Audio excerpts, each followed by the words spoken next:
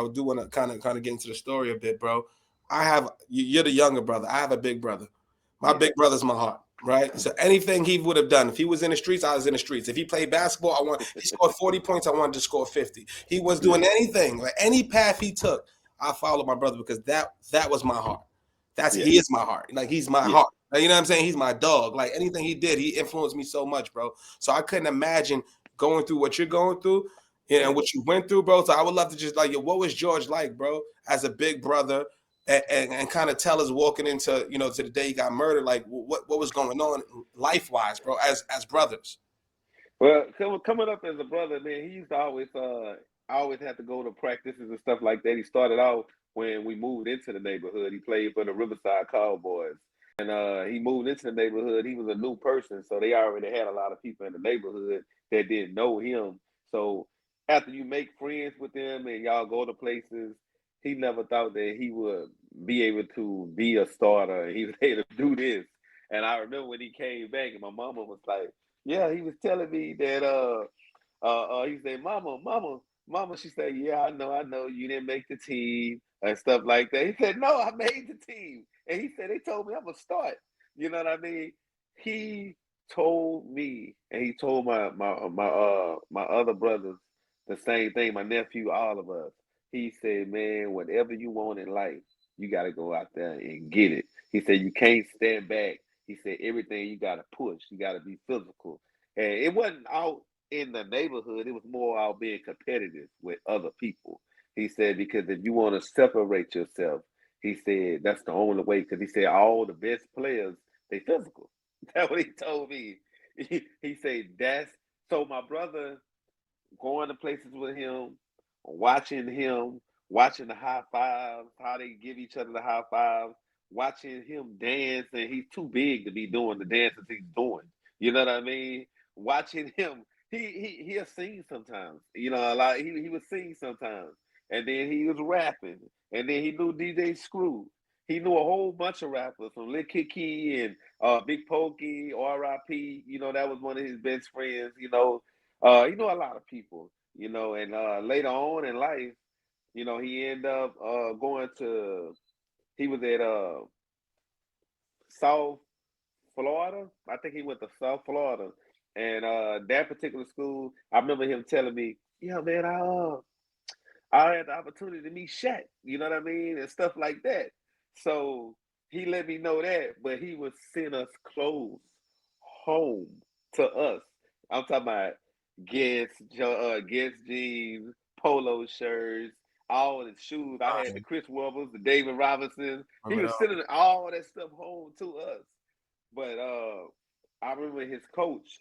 He went down there with another guy that was from Houston. Michael Riggs. I never remember his name was Michael Riggs.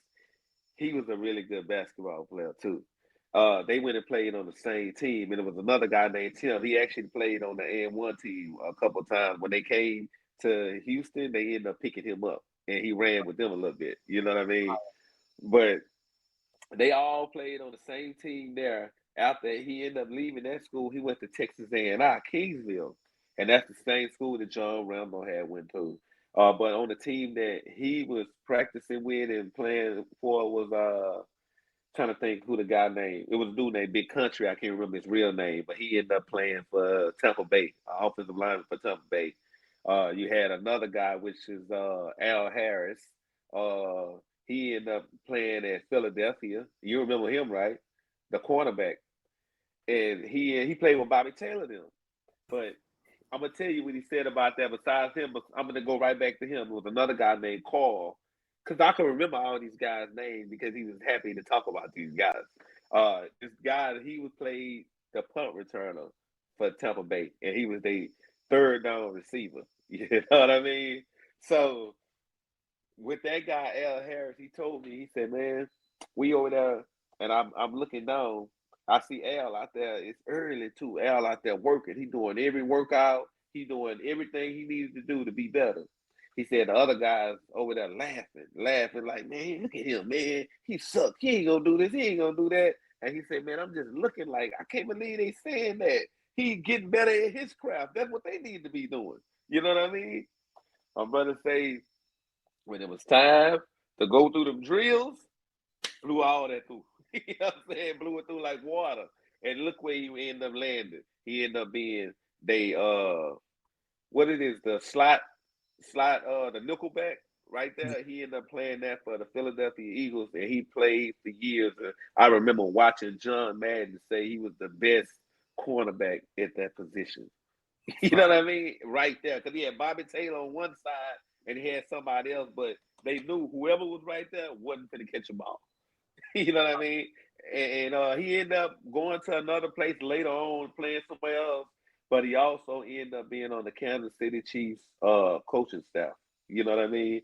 And to me, I'm looking at all of this, you know, these some of the people that he was friends with. And then he ended up Steven Jackson. He ended up meeting Steven Jackson. Steven Jackson came to the neighborhood, and my brother told me, man, he said we was outside, and he said I was sitting on the curb, and he said me and some more people, and he said Steve came, and he said they wanted him to meet me because they said that we look identical to each other. You know what I mean?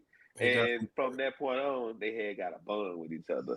And Steve wasn't in the lead at that time. But then he ended up going trying to think. I think he ended up going to play basketball like in a you know how you in a gym hooping or whatever. I think he ended up doing that. And then I think from that point, Mike Bibby or somebody who had called him down there or something like that when he was in there hooping. From that point on, he ended up going to New Jersey because I don't think they could use him. So he ended up going to New Jersey. I think it was New Jersey because they had Kittles and all them. All of them got hurt. Everybody got hurt. Keith Van Horn days. You say what? Keith Van Horn days. I remember those. Yeah, yeah. And from there, he ended up going to San Antonio. I still remember this because I'm looking, and my brother is my brother. Me, I'm gonna tell you something.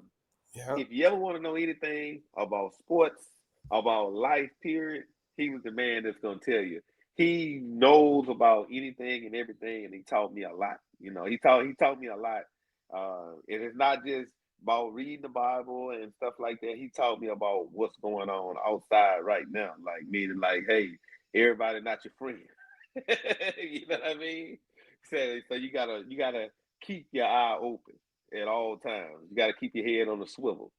And that's basically about George when it comes to anything. But I can tell you can ask me a question. I can tell you a lot. You know, it's so much to talk about.